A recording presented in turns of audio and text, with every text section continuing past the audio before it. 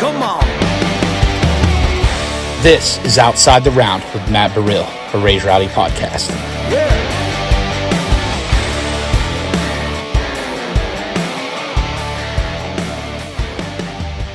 Real reason we're here. How the hell are you doing, my man? Zach John King. I remember when I first met you, it had to be what, a year ago? Yeah. About a year ago? Yeah. Right? Close to it. Yeah. Because how long have you been up here in town? 2 years. 2 years? Okay. Yeah. But yeah, the first time Preston over at Black River was like, hey, do you want to play? At the time, it was in the round. Yep. And I was like, yeah, it's a huge deal. And then I met you, and I was shaking up there on the stool. So it was great, though. Yeah, and you played one of our Rhythm and Smoke events over at the Rusty Nail.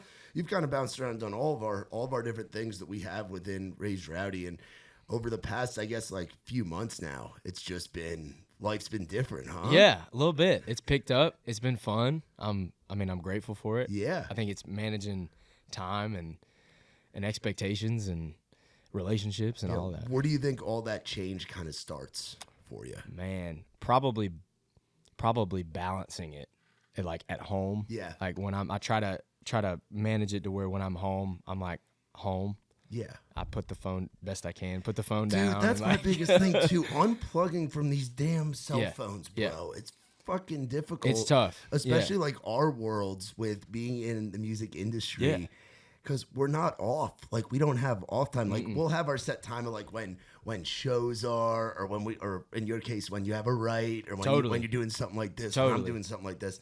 But then you can get a notification on something, or somebody from the team needs something, or whatever. And it's hard to like unplug. But God, it 100%. Feels so good. Yeah, it creates like a line in the sand of, when you're on, and then when you're off, if you can compartmentalize those two things, I feel like you're a better creative. You're probably a better worker. Yeah. Because you have time to recharge. Yeah. But that's where it starts for me. And I'm not good at it yet, but I'm getting there. Yeah, dude. Hey, dude, it's all a process. So talking about starting for you, you're from Fayetteville, Georgia. Yes, sir. What is Fayetteville like? It's a small town. It's like less than 20,000 people. Yeah, right? it used to be a lot smaller. This is kind of fun. The Marvel Studios moved south of us. It was a bunch of farmland. Yeah. And they were like, let's build some studios. So it's gotten bigger. But yeah, it's still sub 20,000 people. I've been there pretty much my whole life. I grew out of it. Yeah. I mean, I think like most people in Nashville, you hit a point where you're like, man, I don't know if I want to be in my hometown. And I've grown to love it again.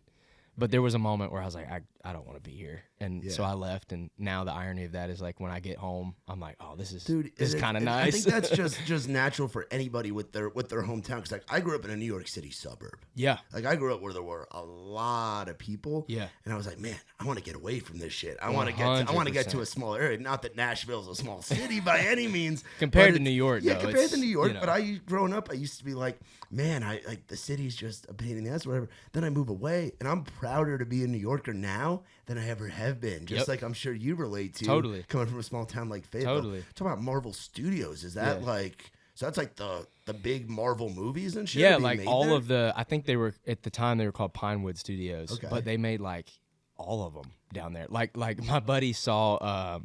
is it Chris Evans? Yeah. At the gym. Oh. Like while he was... Captain America. No shit. Yeah. You're like, yo, I'm working out next to Captain America. It's kind of nuts. Yeah. At the small town gym in Fayetteville of all places. Yep. That's wild. Yeah, it's crazy. But it's been fun. And like you said, I fell back in love with, I think it's more of a pride thing. Like you move away, you hate it for a minute, and then you get to a bigger spot and you're like, man, I'm proud of where I came from, and I'm proud of the people that are still there that are, that are holding it down in town. So. Yeah.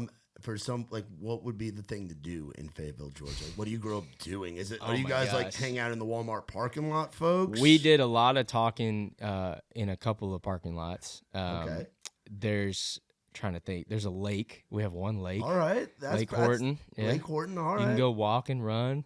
We got Dairy Queen. All right. Dairy Queen. That's a big thing. Yeah. We would do that. Get them blizzards. Yep. I'm trying to think of. We like to drive. Like it was one of those things where like summer we would just go drive. Yeah. And that was about it. Literally living a country song. Yeah. No. I'm in most ways. I was looking back when I was writing, and I was like, man, this is kind of true. Like we would drive sometimes for hours. Yeah. Just to do something. That's wild. Yeah. That's wild, man. Yeah. So what inspired the move to you getting up here?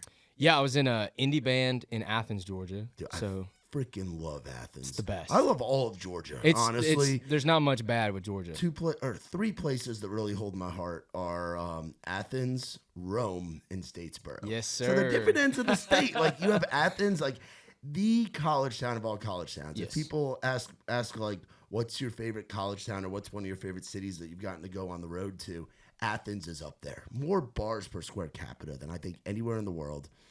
Some beautiful women when you're young coming up.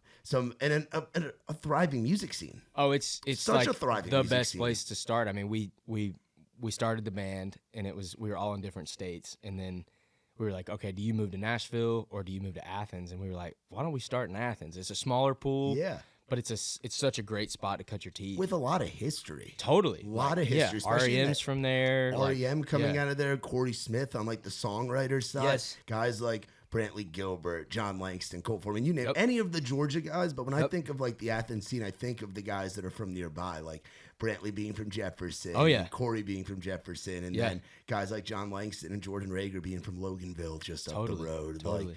So were you more of a 40 watt guy or a Georgia theater guy? I think at the time, 40 Watt held so much history. Like the first time we got to play there was like walking the green rooms and seeing all the names on the walls. That was a huge deal. Especially being a rock guy. If you're more in like an indie band, like a dungeon style like club like that. Oh, it's the best. Oh, dude, that's the best room you can play. It smells like cigarettes and beer. Yeah, it's what you want. It's what you want, and that was fun because everybody's played there. Yeah. John Mayer, Foo Fighters, Kings of Leon, you name it, they've been there. So I think at the beginning it was 40 Watt for sure, and then as you grow, you're like, man, the theater's kind of sick. It's like nicer sound and better green room, and it upgrades. And so, well, luckily we got to play both, but cutting our teeth there was amazing. And then, yeah, like you said, I did that for 4 years, loved it, learned a ton about playing live shows and writing, and honestly writing with people, being in a band. Yeah. The first co-writes were 4 people, and then COVID hit, and it was like everything kind of started to sit with me like, hey, I need to, if I'm going to try this as a career, I got to try it. Yeah, and you got to do it. The indie band thing is like, I love it and I'm grateful for it, but it's not the way we were doing it, it wasn't going to be a career. And so I think it just took going for it. Were you guys like just touring all around the Southeast? Like we had a nice little, I call it tours, but we could play, like we go to Auburn and play. That circuit was always good. Was that like Bourbon Street and Sky It was like Bar? house shows. You're in the frats. Our philosophy was we do these free house shows, but we'd sell like tons of merch. Yeah. And so we would do that for Auburn, and then we went down to Statesboro a couple times, and then we would do Atlanta, and so it never got much bigger than that, but that circuit is a great place again to start if you're trying to do it. That's the best place to dip your feet. Yeah, dude. So. And it's similar to like you talk about Auburn. Like there's so many guys and girls that come up in Alabama and Mississippi and South Carolina. Yes. Georgia's kind of the hub that's in the middle of all of that. So if you want to go up to Aiken, South Carolina, or you want to go up to Columbia, you can. Like it's easy. It's such a day trip. Yeah, that's something that you folks out of the Southeast just have such an advantage on. Honestly, totally. The fact that like growing up for me, like being in college, I went to a college in New Jersey, and it was like like DJs and just what you would think, every stereotype of freaking New Jersey. But then you go to the bars down here, and it's like, no, there's a band playing. Totally. What's the difference for you though? Like do you like both? I'm assuming you like both. I like those both styles. I like both. I was involved in like the very small country scene that was up in the Northeast. So like I had buddies that were doing the songwriter thing, playing the little beach towns along the Jersey Shore, and then opening for the national acts when they'd come through on radio tour kind of thing, Yeah. So like I was getting the taste of that, and I've always kind of preferred being around in a band setting versus like a club setting, kind of thing, or a band in a club. That's my ideal world. That's perfect. Like the Blue Room in Statesboro. Oh, dude, that's ideal. Yeah. Hedges, or now I forget what it's called now. It changed names in Athens, but that type of environment 100%. is what I like. So looking at your Spotify now, bro, 6-figure monthly streamer. Yeah, that was a big goal for us. Yeah, so we hit it, which felt pretty wild. That's big, dude. And you've already got 2 songs out for this year. Yeah, it's a good start to have two singles out by beginning of May now. Like then we've got EP coming May 24th. Hell yeah. Which we're so stoked on. How cool is that for you to have done the band thing and to be paying your dues, playing these house shows, living off merch money, doing what you're doing, and now to have your name on there, to have the creative control that you have, to have the team around you, like, what's that all feel like? It feels really good. It's funny, like the ability to take a vision of my own and make it my own by myself is really nice, because in a band you're sitting with 3 to 4 other people. You have to bounce every idea off of. You have to find a middle ground. You fight a lot. So the good thing about being the solo artist is I do have that control. But there are times where I'm like, man, it's fun creating with other people, and I think that's why co-writes are so fun, is because it does make me feel that way. It's like I'm sharing this creative space with a group of people instead of just me. But yeah, it's amazing. We pride ourselves in making decisions really fast. Yeah. And you can make decisions so much faster with one person. You strike me as hey, let's get the ball rolling. Yes, I don't like to wait on much decision wise. I think as creative people, like, we can get so in our heads about decisions and like waiting for things to be perfect. And for anybody that's kind of struggling with that, my philosophy is like, as quickly as we can make a decision we feel good about, let's do it. Yeah. And I think that's been the key to early success, is fast decisions. So with one person, it's a lot easier. Yeah. So when does the ball kind of get, and excuse me, I said you only had 2 songs out this year. You got 3 out. Yeah. When does kind of that ball get rolling where you're like, I'm going to do this solo thing? Like, Zach John King music's going to be out there. Like, the first song, I guess, was Just Missed You. Right? Yeah, that was in October. And then so it's been less than a year. Yeah. Oh, yeah. This is I moved here to write. And then somebody asked me, like, probably 5 months into town, they were like, would you rather be on 16th every day writing, or would you rather be playing shows? And I was like, oh, man. And that little voice inside of me that was in the band and started all this, I was like, I think I'm wanting to do the shows. And so the artistic thing grew, and then October hit, and we tried it. It was like, all right, let's try this single, let's try this thing. And the reception went so well. We just have steadily built, song by song. We're quick, like every 6 to 7 weeks, we're putting songs out. Isn't it amazing that people can do that now? It used to have to be like, I remember growing up waiting for the next Jason Aldean record or waiting for the next Brantley. Sometimes like a year and a half. Yeah, dude, like the damn album cycles of stuff. And I know, obviously, streaming, there's all the different controversy, and there's not a lot being given to songwriters, and there's all that, and that's a whole other conversation. But the fact that you're able to, like, how it was back in the day, where like it was only like the SoundCloud rapper guys doing it, or like the underground people throwing a song at YouTube, just throwing darts out there. Yep. The fact that you're able to do 6-week release plans and feed your fan base, which for you, you're starting still from like ground one. But when you have 110,000 monthly listeners, like you have people listening to you all over the fucking world, and you get to feed them. You have to. I think it's like, and you may disagree, but for me, I think being this small, the size we are, the more music, the quicker you can put it out, the better. Dude, I love it. I just don't know if the philosophy of letting people wait months and months and months for music is working right now for artists my size. You know? And I think that goes back to how it is. Where like where we started, where we're talking about we have these fucking things with us all the time. Yes. Like we're used to seeing TikToks every day. We're used to seeing reels every day. We're now so freaking spoiled that we can order something on Amazon and it can arrive later that day. Same day, dude. Not in 2-3 business days. Like same day, within a few hours. Yeah. So it's like, why can't music be like that? Instantaneous. And it takes a lot of, it takes a lot of work. It takes a lot of work to do a podcast weekly. It's like, it takes a lot of pre-planning and work on behind the scenes. But I think the speed and the consistency thing is like so important for this day and age of consumption. Yeah, what's it been like doing shows as Zach John King? Dude, it's amazing. It's so fun to like own what I get to do. And then obviously I can't wait for the fall. We're hitting the road with Connor Smith. I saw that. Dude, that's a perfect pairing. And his shows are fun. They're nuts. He has a good base. And I think similar kind of stuff. I think all the Connor Smith fans will leave being Zach fans. I appreciate that. Like, that's honestly, what I'm hoping. I think it's a good pairing. Dude. Yeah. When I saw that, it got me very excited. I can't wait. I think it's a great pair, and it's a full circle moment. Like I still have a ticket on my phone from his show before I moved to town. I went and saw him. I can't even remember. It wasn't the theater. It wasn't 40 Watt. It was some like, they just opened this bar/venue. It was like one of his first headlining shows, and I stayed, and it's just a full circle kind of cool moment of a God thing where I was like, the other day I was checking my wallet, and I was like, oh, that's the ticket from 2 years ago when I went and saw Connor. It's crazy how that works, man. Yeah. The universe kind of just works like that. I think so. Honestly, it's pretty wild. It is. Do you know where all you're going to? Yeah, we're. So I'm gonna pull it up right. Yeah, as a former tour manager, I love this. Please shit. help me. Yeah, I think we're in Chicago. Ooh, Chicago. That's a great city. Have you been up there? No.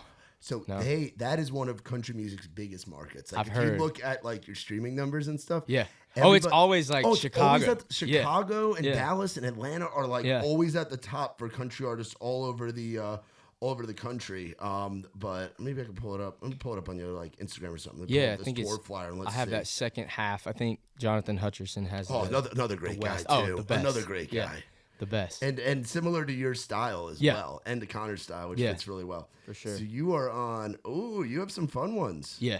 So you're doing Michigan. Yeah, dude. Rosemont. Oh, so that's Joe's live that you're doing. So yeah. You're skipping Joe's on weed and going right to Joe's live. We're going to live. Joe's I heard that today. Live is dope, man. I heard that. That's I heard a that. cool room. And Heck the guys that run that room, they're freaking awesome. Ed Warm and those guys, those are the same people that do Windy City Smokeout. Oh, sick. He's like the godfather of Chicago country. Oh, dude. That makes really me so good stoked. And they hook it up on the hospitality. You're going to get Awesome. some deep dish pizza in you.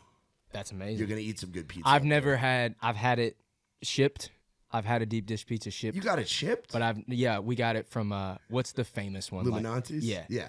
They sent a frozen one. I've never had like a real deal one. So dude, they're good. I'll take you up on it. And then Des Moines, dude, I love Iowa. Yeah. Iowa's cool. I'm actually going there in a couple weeks. Let's go. For a festival. Oh, and then Canada. Yeah, we're doing the Canada thing. Yeah. Dude, that's going to be I'm excited. Cool. I've never been to Canada. Yeah, dude, I haven't either. I've never been out of the country, dude. Really? And the Canadian country scene is booming right now. It's massive. It is. Yeah. Booming. Yeah. And you'll notice because have you gotten to do a little bit of touring now, doing the solo thing? This is pretty much the first big thing we've done. Yeah. Dude, which congrats. That's a man. big deal, bro. Thank you. That first run, there's something special about it. I can't wait. There's something special about it, and there's something special about going out and seeing these different parts of the country. Something that you'll see is you go to these areas that are outside of like the southeast or Texas or like where it's like, oh, this is a country market, and people go bananas because they don't have just bands playing on a Thursday or Friday night like you had in Georgia. Right. So when it comes to town, everybody within like 100+ mile radius. Go see the show. Yeah, they're gonna come see the show. Like you go to those bigger markets like Toronto, London, and Montreal, all great country markets, bro. It's been fun to we've like on my Apple Music app for my artistry, you can see where people are listening, and we have a lot of people listening in Canada. And it's just going to be fun to see faces. Yeah. Because I haven't connected faces with people that are listening. And to get to just travel and see new places. Absolutely. That's been my favorite thing. Like, I've gotten to go to 42 or 43 states. And part of that is because I'm lucky to be from the Northeast where all of our states are so freaking close to each other. Bounce around. You could drive through the entire state of New Jersey in about 3.5 hours. It's small. It's like millions of people in this tiny ass little state.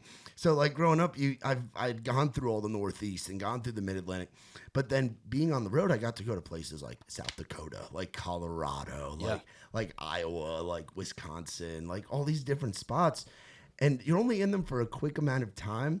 But when you pull into like a gas station in like Missouri or somewhere, you're just gonna get a whole new taste of culture. Totally, it's gonna give you a whole new perspective, and you'll be able to take that and have that perspective now of life. And you being a writer first kind of guy, bro, you're gonna see something. You're just gonna be writing. Your notes app is gonna be full of ideas, dog. Yes, sir. I'm very excited for how that's gonna come out. So talk about your family a little bit. Did you grow up listening to music a lot? Oh, all the time. What's the family dynamic like in the King household? Yeah, so my grandparents, my earliest memory, my grandma she still has it. It's an old radio in her kitchen. The classic, the transistor, baby. Yeah, and she would open the window and cook dinner, and play everything country. I mean, everything country. So country music was the start, obviously. Most people in the South, like, you grow up traditional country. I fell in love with Patsy Cline before I knew. The old like, stuff. Oh, yeah, like all way right. back, way all back. Right. Yeah. And then my dad got into, like, he grew up a little bit in that world, but he grew up on, like, Blood, Sweat, and Tears, and he grew up on the Stones, and, like, so you get these two worlds of, like, classic rock, and then you have traditional country. Yeah. And my dad is a huge, like, my mom and dad are great supporters, but my dad specifically is like a massive music fan. Like he kind of listens to everything. Yeah. And so Christmas morning, you remember the little iPod, like the original shuffles with no screen? No screen. It was just a little thing. Yep. The Christmas those came out, it was like a big deal. And he got me one, and he had 400 songs on it. Everything from Otis Redding to The Police to like Three Doors Down. Wow, I mean, everything. yeah. And he was like, just listen to this. And I spent the next, weeks listening to every song on there, and it just expanded everything I knew about music. And then, so now I truly, I know it sounds corny, but like I love all kinds of music. I've been on like a Bad Bunny kick the last probably 3 weeks. And just Bad Bunny's such a big artist that we don't even know what he's saying. I don't know what the beat and the melody is just perfect. so good. We're like, I'm gonna bump this for sure. And he just sold out Bridgestone. Yeah, like, it's he's nuts. selling out. He's like biggest in the world. Yes, I think it's refreshing though to be. We're in such a bubble in Nashville Dude, we country. really are, and I tell that to my friends back home all the time because they're like, "Man, what's Morgan doing or what's Luke doing?" I'm like, dude, honestly, I couldn't even tell you what's going on with some of the like bigger acts because I'm so in the ground and in this bubble of seeing who's blowing up in town right now. Totally. Like you're having a moment in town right now, like getting to watch like the old 60 guys who we're good friends with. They've like massive. We get to see things here before they go out to the world. Like the first one I remember because I moved here in 2018, so I've been here be 6 years in October, which is flown by. Dude. But the first thing I remember seeing is fucking Hardy. I remember the first time Hardy sold out. I think it was the old Cannery Ballroom over there on Cannery Row where they have like all the little rooms and stuff. And he sold out the big room there. And that was when he had like Throwback and Sign Sober You and like that early EP, Yeah. And then seeing that and then fast forward a year or two and it's like, oh shit, this guy's selling out major rooms all over the country. How do you keep because they always say keep the blinders on in Nashville, but at the same time, it's like you don't want to get caught up in this bubble, and it's like you want to be able to have that audience outside. Cause it's one thing if Music Row's fucking with you and loves it, but if you're not, that's not going to sell tickets. No, that's not going to get you streams. Right. Yeah, I think it's a practice of making sure that you're not getting all your inspiration from one place. Yeah. And I think for me, that's like I love music. I could have a double and go home, and all I want to do is listen to music. So it's one of those things where I love it. But that's special because there's a lot of people that can't listen to the music. I listen to more music than I know what to do with. So it doesn't feel like work yet. No, I think the writing process is totally a different muscle than like me listening to music. But most of the times I'll get home and I'll listen to anything but country. So it's Kings of Leon. I love Kings of Leon. Another band that has history here in Nashville. Yes. And so, but it's Kings of Leon. Last night I cooked dinner and listened to Coltrane. Jazz to like I call it like a palate cleanser. Yeah, where it's just so foreign to country. I've never heard it described like that. Yeah, because you need that. Yeah, you need that reset in your brain. That's important. Yeah, I've never heard it described like that. But that's so fucking true. Because you get in a bubble, especially as writers. Yeah, where you're just recycling, and you get stuck, and it's like, well, why don't my ideas sound fresh? And it's like because you're listening to the same thing every day. Yeah. So anything like that, I think keeps me, away from that bubble as best I can. Yeah. Do you like that you're coming up in the time right now where all different influences can kind of be accepted? It's the best. I'm so grateful for it, dude. Because otherwise, I don't know if this would work. Yeah. I mean, I think about all the artists that are coming out. I even look at what Hardy's doing right now, and it's like, even 6-7 years ago, you couldn't make a rock album in the middle of your career. No. And it's like now you can, and it's fantastic. Yeah. And unpopular opinion, I love everybody coming into countri. I think it's sick. I think it's cool because I think it's like we're having our moment right now as an industry. Yep. Where like I grew up more into country and like the classic rock stuff, like you were talking about. Like our parents, it seems like listen to a lot of the same kind of stuff. And coming from like the Northeast, and you could probably relate coming from Georgia, the history of like hip hop and rap and all of that stuff. We had our scene in New York with like Biggie and Nas and DMX and all that. And obviously Atlanta, the rap mecca for the last 2 decades. Yeah. And it's like they had their moment. There was a moment where rappers became the rock stars. They became the Guns N' Roses, the Stones, like that level of success. And now we're seeing that in country for like the first time. Like I know there's always been like Garth and people like that, but it's like it's at a different level when guys are selling out stadiums multiple days, selling $1 million+ in merchandise one fucking night. Yep. That's crazy. Yep, it is, and I think it's cool to see. I think the reason that country has done that and grown that way is because, you know, let's say 20 years ago, if you're writing country music, most of the time you grew up on country music. Yeah. So what you hear and what you've been hearing is what you're writing. Well, these days, like the people that are making the new music grew up on Killer Mike and Outkast and George Jones, and you get this like amalgamation of influence, and you're hearing it. It's like that. I think that's why more and more people are coming to country, is because it seems to be this input of all these different influences now, and people are like, oh, it's storytelling. Yeah, and there's a million different ways to tell a story. Totally, there really are so many ways to tell a story, whether you're from a small town, whether you're from a city, whether you're talking about something that makes you happy, whether you're fucking sad, which is like a big thing right now. Like there's so many, because it's like post-COVID, everybody just got sad, bro. Yep. You know? But I think people wanted real after COVID. Like I talked about that, like the writing style for me, I'm trying to be as real as I can in these songs. And I think holistically, COVID made everybody sit alone most times and look at like their own lives. I mean, for me, that's why I moved to Nashville. I was like, I got to make this move. But I think people want real, because the social media thing, as great as it can be, is so superficial sometimes. Yeah, dude. I think musically, people are dying for like, just be honest with people. Say what you're uncomfortable to say. I think it's a big change. Yeah. So what of your songs kind of relate to that? You think? A lot of them. But like, let's go to this latest one you released. Yeah. Wannabe Cowboy. Yeah. Interesting title. Yeah, it'll be the title track of the EP. Hell yeah. It's a autobiographical love song for me, and I don't like writing love songs. Like anybody that writes with me knows, like I hardly ever do it. Yeah. And I was like, if we write this, it's got to be gritty and it's got to be honest, and it's literally my story. It's what I am and what I'm not. Yeah. The good and the bad, you know. And wrote that with Adam Wheeler and Scott Stepikoff. Yes, sir. How are those two guys? Because I don't know those. Yeah, two Scott's at Smack. Oh, cool. And then Adam was like my first ever co-write in town. Oh, that's cool. And he's salt of the earth dude, incredible writer. He wrote "Fix You Too" for Megan with Megan, and Scott's great. But yeah, that day was a special day because that was like a 2-hour write, and we walked in and Scott was just fiddling with the guitar lick, and I was like, that's sick. And then I've never had this happen. I don't know if it'll happen again, but I went to get coffee and we were fiddling with the top of the chorus, like what to say. Yeah. And I walked in and came in with the same exact line as Scott had. That never happens. Which is, I ain't got a horse, but I drive an F-150. And we were like, what? And so something was special there. And then the song was written, I mean, that's a 1.5 old song.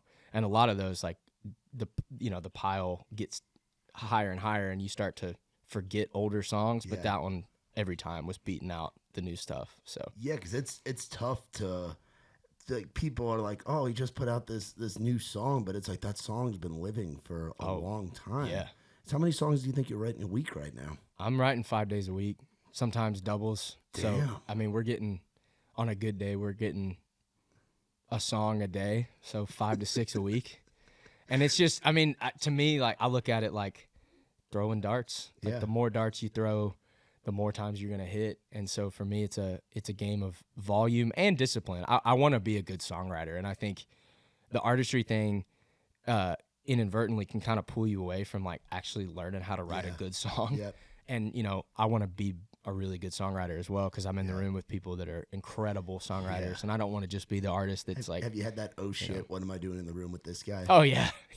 Probably yesterday I wrote with Daniel Ross and Josh Jenkins. Oh, that's a good room. And they were the best, dude. But it was one of those, I walked in and Josh had just celebrated his #1, and it was one of those things. I was like, what am I doing here? Like, I'm not qualified to be in here. Are you to the point where you're able to determine if you're writing for Zach the artist or or you're just going in and writing? Yeah. Because that's another thing to navigate too. Being a songwriter and being a songwriter that's an artist, those are two different things. Yeah. And some people struggle with that. Yeah, it's a dance for sure. And I signed my publishing deal in January. And where are you at for publishing? I'm at Boom. You're at Boom? Yeah. Good place to be. Amazing. Yeah. It's like, I told him, it's like being a freshman on the football team, and like, all your teammates are state champs. It's like, that's what I feel like. It's Chris Tompkins and Hackworth and everybody. So yeah. But yeah, balancing that has been it's getting better as I get more confident in what I want to say. Yeah. Usually I walk into a room and it's like, I know it's for me, and we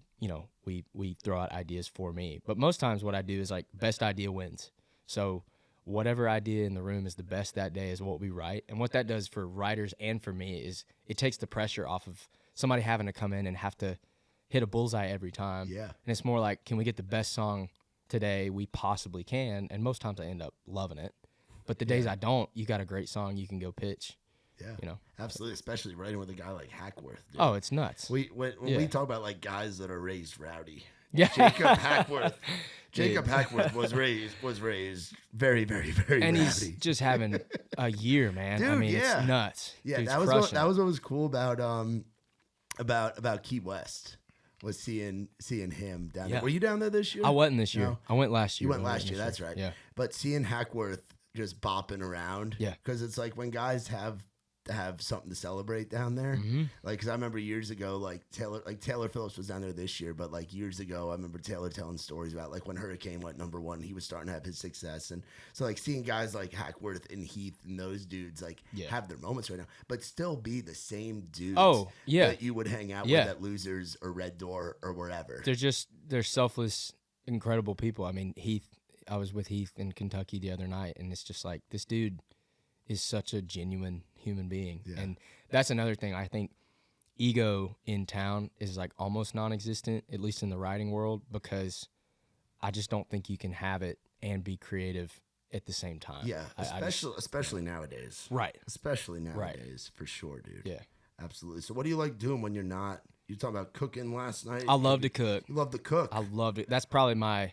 Cooking and fishing are like my favorite. So you like going, your ideal situation is you're going on some really nice fishing trip and then you're cooking the fish. Dude, we used to, the year before I moved, we had a farm pond, and this dude would stock trout in it for the winter. And we had to catch all the trout before summer because they would die. And every Sunday for like 4 months, me and my buddy would go fish. We'd get like 5 trout. We'd come back and we'd cook them that night. It was like a Sunday routine. Just like filleting them up, kind of. Oh yeah, we'd fillet them and then did like lemon and garlic and butter, and it was fantastic. So yeah, I love to fish. I don't get as many chances as I used to. There's some spots out here up in Middle Tennessee though. Yeah, there's some. I love farm pond fishing. Like, it's my favorite. I probably like it better than lake fishing, but fishing and cooking is probably my favorite. I mean, what else? Fishing, cooking. I love movies. I love to watch good movies. I'm like a kind of a movie nerd. Okay, so what would be like your Mount Rushmore? Man, it's a great question. Because like I love the crime movies. I'm biased being a New York guy. Like your Goodfellas. Okay, your Bronx Goodfellas is up there for me. Because that's like the culture I grew up in. You know. So I don't know what word do you like, scary movies and shit. I like. So I can't do the scary movies. I don't love scary movies. I turn into a little girl watching the scary movies. Those stay with me too long. Like I watch them and then a day later I'm still like a little bothered. Yeah, you're alone in the house. You're like, oh shit, what was that? Yeah. No, I love like The Irishman. Oh, that was a good one. I've watched that movie too many times. I love that movie. You know it's good when you watch all 3 hours. Oh, it's nuts. Yeah, it's a whole day of watching a movie. Yeah. I'm a huge Indiana Jones, classic, the old ones, like the first 3. I think are perfect movies. But then I love dramas. There's one called Manchester by the Sea. Oh, I haven't seen that one. It's super sad. I love sad movies. Okay. I love sad songs and sad movies. I was going to say that ties into your song. Yeah, I don't. Happy songs. I'm a genuinely happy guy. Yeah. But I think writing a happy song, I just don't need happy songs usually. Yeah. Usually I need a song where I can, if I'm having a rough day, I can turn it on. Yeah. And so that's why it's like that duality, like Jekyll and Hyde. 100%. Yeah. Two sides to the coin. Yes, sir. That's awesome. But fishing, cooking, movies, being outside is the best. I mean, if I can be outside, I'll be outside. That's just the best way to do it. If that's a hike, if that's a trip, a camping trip, I mean, anything, you name it. I just like being hunting, when I can. So yeah, we're getting ready to start getting into our camping season. Yes, we go to a lot of festivals. Yeah, Rowdy. And some of these festivals, we're working our way. This year we got some where we're doing the Airbnb hotel thing. Okay. Which is preferred. Yeah. But we go to some festivals, bro, and we're pitching the tents. Yeah. And Nikki T and I, we're just doing it. We're in the campground. Yes, sir. With the people. Yes, and sir. I know camping in the woods and going to a campground is a little bit different than like festival concert camping. Sure. But festival, I'm getting ready. Yeah, it's still a thing. I mean, if you're doing it, I mean, I'm assuming you're bringing all the stuff you need. We're bringing all the stuff. We got a guy, one of the day one Rowdies from back in like 2016, 2017 with Nikki T. His name's Dave. We call him Chef Dave. And he has the big Blackstone and he's cooking up. He's the guy making breakfast and dinner. Everybody throws him some money. And then he goes shopping beforehand. Yeah. And then he's feeding us the whole weekend. I love that thing, you know? I love it. But I'd have experience being in a tent when it's raining. Oh, it's tough. It's something. It's tough, dude. It's something. My whole childhood was camping. That's all we really? did. And my brother-in-law is a Air Force Special Forces. Like he's a nut. Like such a good dude. But his birthday this year, he was like, I want to do a camping trip for my birthday. And I was like, dude, I'm in. Like I love camping. Yeah. Well, his version was a 50-mile backpack where we went on the AT and just hiked and brought everything we needed on our backs. And it was the hardest thing I've ever done. But you're carrying 40 pounds, and everything you're carrying is what you need. And the second night, it rained. And I had this little bitty tent. And it was just miserable. Like, there's no other way to say it. Like, it was the worst thing ever. Yeah. But, yeah, there's two types of camping. Like, preferably mid-fall. You know, no good weather, sunny days, like high of 60 degrees. That's perfect. But yeah, the rain in the tent is tough. And you know, when you go to a 4-day festival like we do, there's gonna be some rain. Absolutely. You just gotta hope it's at the right time. Yep. Do you have any festivals this year that you're doing? Are you at that point yet? We're doing CMA Fest. Okay, so that's exciting. Been incredible. That's a big moment. That's a big step, bro. Congrats. Thank you. Yeah, it was cool. I was watching it as a fan last year, so to be able to play it is sick. We're doing. The Thursday we're doing the Fanfare X, nice. You know, meet and greet stage, and then we're doing the Whiskey Jam stage on the 7th, June 7th. Yeah. So that should be great. And then I signed a Neil agency. Oh, dude, congrats! Thank you. I love the folks over there. The best. Yeah, they're good people. Over yeah, there. They're amazing. And we literally just signed, so the summer's pretty much booked out. We might get some one-off dates, but it really starts kicking up in the fall. So I'm just preparing and trying to write more and get stuff recorded, so when I go out, I got stuff to play. Hey, dude, I can't wait to be at one of the festivals that we go to. Because what we do, we set up like our Raise Rowdy merch area, but then like this past weekend we were at Rock the Country in Rome, Georgia. Yes, sir. Which was it's crazy. It's Kid Rock and Jason Aldean headlining, so that tells you all you need to know. Yep. Some of the best people watching I've ever Rome, experienced. Georgia in general. Yeah, but then you put those guys on there, and it was cool to see all the patriotism. Yeah. We said the Pledge of Allegiance like 5 times from the stage. It was pretty wild. It was fun. Yeah. But we did a bit where I went out in the tailgate section and started out with one of our Raised Rowdy hats. Yeah. And like traded to see what we could end up with. And I ended up with this big ass, I call it the white man by the water hat, one of those big sun hats with like the stuff underneath.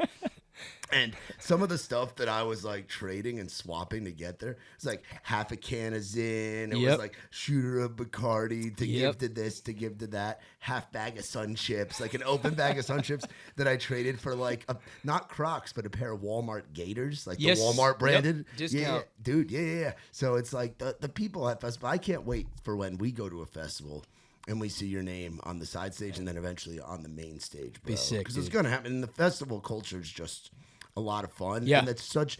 And you'll see that being on the Connor tour too, and doing CMA Fest. Yeah, you're gonna just get so much exposure. Yes, to different people. 100%. Yeah, I mean, I think that's really what we're going for. You know, on these early tours and on these early shows, is like, how can we put the best show possible on for whoever shows up? You know, at any cost, like, well, how can we do this to where people leave the show and they're like, man, that opener was like sick, and they come back the next year when we headline. Yeah. So going back to the indie band days, what were you guys traveling around in? Oh gosh, I mean, my truck usually. I mean, we didn't even have a band. We did have a trailer. We bought a trailer. That's big. That was a big thing. The trailer's a big thing. And then we wrecked it, and so it was like toast. But yeah, we were never too far away to not do like a non-van. Okay, so this year you're going international. Yeah.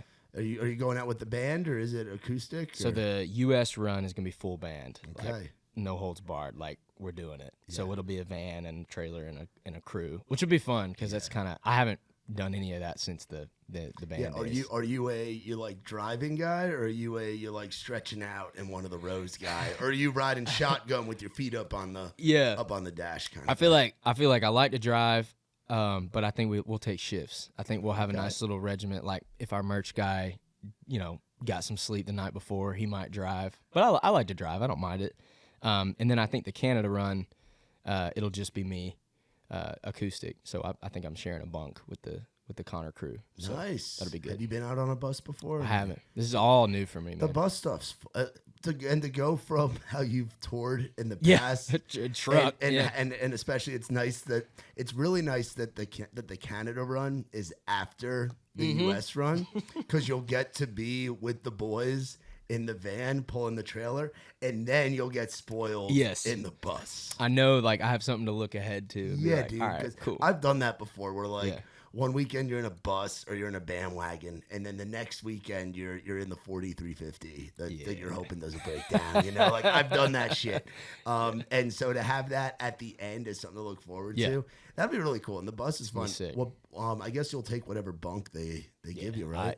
I've heard horror stories about the bottom one. Really? Is it the bottom or the top? So the bottom one is nice. Bottom side, you want to try to be on the driver's side. Not the rumble strip side, or either one could be the rumble strip side, depending on what lane your bus driver. and dude, I can't wait to hear about your first bus driver. Yeah, because bus drivers are always characters. Okay, I've been with guys that go by Cookie. I've been with guys that go by Bobby Lee. We've had a guy named Mild Greg, because we know another guy named Wild Greg, and this guy's a little more mild. The bus drivers are a hoot. So you on the bus is. I'll keep you posted. I'm excited to hear about that. I was always a middle bunk guy. I got lucky because I was a tour manager, so I got to take the middle bunk, the front middle on the driver's side. But I've done the top. I never got the bottom because we had some tall guys in the crew I was with. Okay, so they wanted to be in the bottom But then I know some guys that are like 6'8" that take the top bunk. They like the top. I'm like, how the hell are they getting in there? Well, you got to climb into your bunk? Yeah, and also like, how many times do you wake up and hit your head? I've been curious about that. I only did once. Okay, one and done. I did once, but also like when we were doing the bandwagon thing, the bandwagon bunks are a little bit smaller. Gotcha. A bandwagon is a Freightliner like chassis with like 8 bunks in it, but it doesn't ride like a bus. It doesn't have like the what I don't even know what it's called, suspension or whatever. Yeah. So it rides like a truck, but I was usually in the driver's seat. So if it was a rumble strip, I was just feeling it up front. I was doing all right. There was one show we were in Arkansas. And we were going through like the Ozark Mountains. Yeah, which that's a great show too. Ozark. You're talking about dramas. Heck dude. I just finished that. Did you really? Yeah, blew my mind. They filmed all that. Like, I mean, it's all mainly, I guess, the Georgia stretch. They filmed a ton of that in Georgia. No shit. Yeah, I didn't know that. Funny enough. But yeah, we were going on these winding roads through the Ozarks. I just remember getting texts from them being like guys falling out of the bunk and shit. It's wild. So I'm excited. I'm excited for you, dude. So we're talking about this EP. How many songs we got on there? We got 6. So we got 4 that are coming that have already been out, and then we got 2 brand new ones. And I can't wait. I can't wait to show people. I think it's a really good introduction to me as a person and an artist, and I think that's what we wanted. Like, this is our first big push to audiences, and I want to be as vulnerable as I can and honest as I can, and I feel like it shows through that music. Yeah, that's awesome, man. I'm super stoked for you. And then, where in town do you like going and hanging out? Because you're not a big drinker anymore. You're like, no, I love like where I can hear people. Like, so quiet spots. There's a place called Wannabe Cowboy out in, I guess, Lockland area. Yeah. That's a great little spot. They have like an outdoor bar with pizza and fire pits and stuff. I've heard about this place. Yeah, the place is great. I'm a big pizza guy. So yeah, it's great pizza. I've heard the pizza's pretty solid. Yeah, it's quiet. But then, like, I love Dino's. Like, so you're an East guy. I like East a lot, but I go, like, if I'm going to go out, I'm going to, like, Mickey's or Dino's. Like the dive bar. I don't want like this prim and proper, like, no offense, but like Gulch, clean, shiny bar. Like I want to go to like a hole in the wall because in Athens that's all there was. Where in town do you live at? What's that? We're off Charlotte Pike. You know where like the Costco is? Yeah. Like right over there. Sweet. So you're driving out to. Yeah, if I'm gonna go out, I'm gonna make it a thing. You're gonna make it a thing, go all the way to East. Yeah, I love the dive bars out in East. Just feel like I don't know, honest. That's how I feel about the Rusty Nail. Yes, no, that's a great example. And I'm spoiled that I live out here in Hermitage. 100%. And I'm right near the Rusty Nail. That's why Nick and I really like doing events there. It's less than 5 minutes. Well, it feels authentic. It's like it's not trying to be anything else, and that's like the people I like hanging out with most are those like authentic people that aren't pretentious or whatever. Yeah. And I feel like my hangout spot needs to be the same way. Yeah, and then you don't get a lot of the tourists. No, and I mean no disrespect, but like. I'm not trying to go to. Yeah. Anyway. So have you ever been to Broadway? Yeah, I worked on Broadway when I moved really? here. Yeah, I worked at 1230 Club and no shit. poured water for too long. Yeah, I moved here. I quit my job in Athens. I had a career. I was a behavioral therapist. Oh, really? And working with like kids with children with autism. Like wow. Killer job. Like I loved it. It was fulfilling. It was everything. Career path. I mean, it was like a thing. Yeah. And then I moved. I quit my job. And I remember a week later, I was driving to Broadway on a Tuesday afternoon. My shift was from like 4 to 2, like 4 p.m. to 2 a.m. And I was in an apron and a tie. And I was like, I'm about to go pour water for people. Like, what am I doing? Like, I couldn't believe I'd made this big shift. Yeah. And yeah, I worked there for about 7 months. Yeah, that's about how long my stint was. Yeah, and then I got fired. I got fired. You got fired? I had booked so many rights because I could write during the day. Yeah. That was my philosophy. Like if I worked at night, I could write during the day. And I started to book so many rights that I was calling out. And finally, my manager called me up on a Sunday and was like, "Hey, come in early today."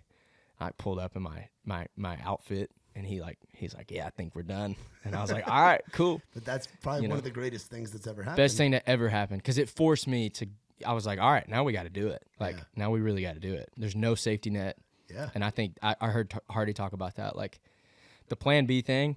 You know, you don't want to be completely irresponsible, but the Plan B can be dangerous because you can sort of be half in, half out with something. And I think once I got fired, I was like, I gotta make something work. Yeah, so. Dude, absolutely. I spent a little under a year working on Broadway. Yeah, I was a door guy doing security at Whiskey Row. Oh man, I was bouncing at Whiskey Row. I bet you Row. saw some things. Dude, yeah, I got stories. That's a whole separate fucking Golly. podcast. Yeah, dude. Oh, dude, yeah, I saw. And then I worked, and then I had the touring gig that got selling merch that got me off of Broadway. Mm-hmm. Thank God. And then I worked at Dogwood for a little while and did security during Dogwood. I was like the mask police. Like I was the guy that had to tell everybody to put their masks Pull them up. Yeah, dude, it was tough. Put them over your nose. It was, yeah, dude, it was fucking wild. So what's something, now you've been here, you said it's coming up on what, like 2 years? 2 years, yeah. I've been here. Like exactly 2 years? 2 years and 3 months, 2 years and 4 months, yeah. So what's something that you wish that you would tell that kid moving up here and who's then going to pour water in a fucking apron and a tie?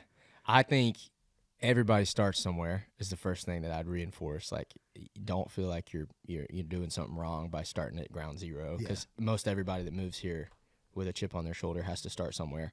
But then for me, I think looking back, the one thing I'm thankful I did is made really good friends in the writing community, despite how well they could write. So like it started as making friends, not just making co-writers. And I think that's a huge thing for us. Like as you continue to grow, you want people that you're writing with to be people that you love and people that you can spend time with and be vulnerable with.